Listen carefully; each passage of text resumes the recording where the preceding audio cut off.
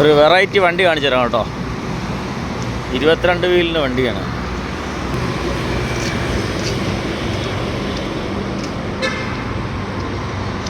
ഇത് നമ്മുടെ പന്നി കൊണ്ടുവന്ന വണ്ടിയാണ് കേട്ടോ. പന്നി എന്താ MSIU pig farm piggery set house. മോളിൽ കണ്ട പന്നി.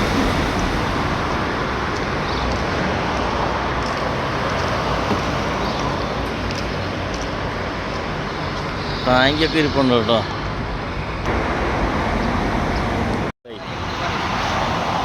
ഇതാണ് കേട്ടോ പന്നി വണ്ടി കേട്ടോ. പന്നി കയറ്റിക്കൊണ്ട് വന്ന വണ്ടി കേട്ടോ.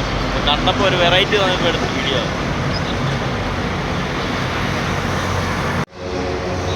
ഇതിപ്പോൾ നമ്മൾ മാളൂർ ഹൊസ്കോട്ട നമ്മുടെ ചെന്നൈ ബാംഗ്ലൂരൊക്കെ ഇറങ്ങുന്ന ഹൈവേയുടെ താഴെ വെച്ച് കണ്ടതാണ് കേട്ടോ.